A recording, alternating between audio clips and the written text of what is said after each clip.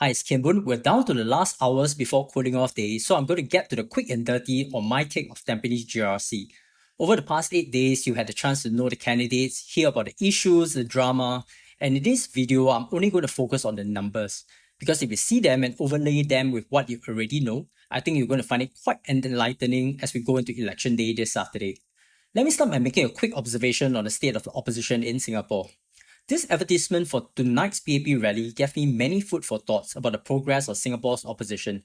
First, did you notice that SM Lee Hsien Loong and PM Lawrence Wong have been doing the rounds around Singapore in many of the battlegrounds, even those more peaceful ones like Choa Chu Kang?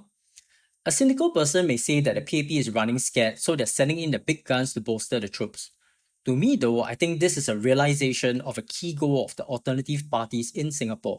The PAP has argued that this election is really about giving them a mandate to bring the country out of this crisis. And they need this mandate in order to do so. Now, the truth is, the PAP, in all likelihood, will have this mandate by the end of this election. And I think that what we are trying to deny the PAP isn't a mandate. What we're trying to deny them is a blank check. So that was Mr. James Lim from the Workers' Party. It's becoming apparent to me there is no more blank check for the PAP, and the majority of all Singaporeans would like to see PAP remain as the majority government, but more critically, they want to see more checks and balances. For me personally, the manifestation of this is seeing PAP MPs put in the effort to understand the ground because they know there's someone else out there doing the same, thinking a little bit harder for Singaporeans because they know someone's out there watching them. And seeing SM Lee and PM Wong running about, it's a sign that things are in the right direction. That said, let's get back to Tampines. In the latest EBRC report, around 4,000 voters from Tampines West, east of Bedok Reservoir, were absorbed from Aljunied GRC. There were around 24,000 voters that were carved out to form the new Tampines Changkat SMC, and the end result was a voter base of around 148,000. Let's take a quick look at the calculus based on GE2020 results. If we applied GE2020 results of 66% on the remaining Tampines voter base and 40% on the additional Aljunied voters, that puts the PAP at a starting point of 65.73%. That sounds pretty solid, but let's put some historical spin on that. In GE2020, PAP faced the National Solidary Party or NSP in Tampines. They had also faced the NSP in Sembawang, and in that contest they won by 67.29%. Let's context this number quickly. These are the results of the 15 GRCs that the PAP won in GE 2020. Notice any trends? Okay, trick question, because there's not much insights if you're looking at it alphabetically. How about now if I rank it by mandate, starting with the highest? You can very quickly see that when WP or PSP competes, the average mandate for PAP is around 58%. When it is against the smaller alternatives, the average is around 68%. That is a 10% tax between the top versus smaller oppositions. If I further drill down into PSP and WP contests, where they actually brought competitive teams, things start to get really interesting. In GE 2020, the WP team for East Coast GRC had the Nicosia star power and saw the PAP win by only 53% of the votes. That is a 15% premium compared to the average from smaller parties. Similarly, the West Coast GRC had the ultra-competitive PSP team consisting of Dr. Tan Cheng Bok, Mr. Leong Man Wai, and Ms. Hazel Phua. They managed to win almost 52% of the votes, a 17% premium.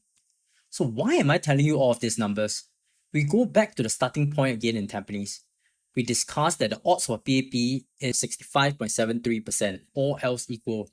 That win rate was against the NSP, which I think we can agree is a smaller party.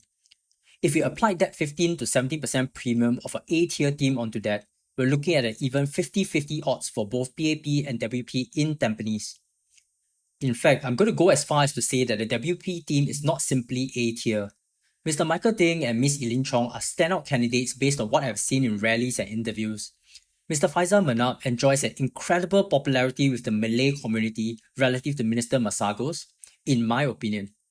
And I want to be clear, this is not about a Malay election. I'm simply following the numbers. There are nearly 25% Malays voting in Tampines, so it's an important factor. And I'm comparing Mr. Faisal and Minister Masagos' past performances in Parliament on issues as well as the general sentiments that I'm getting on the ground from talking to actual Malay leaders.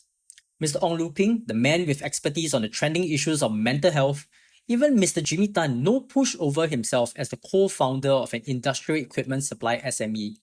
This is not just an A-tier team, they are S-tier. So I can absolutely see them crossing the 50% mark come election day on 3rd of May. Oh, before I go, there's another numbers thing to consider. How about vote dilution in Tampines GRC? I'm just going to say this with all the love in the world.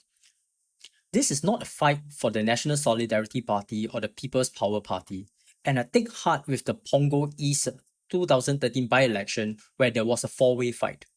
It was a fight between the PAP and WP, and the voters gave less than 2% of the votes to the Reform Party and Singapore Democratic Alliance at the time.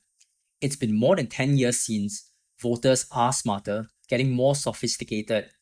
And I'll use that term popularized by Bertha Hansen. People will see through the mosquito and get to the real players.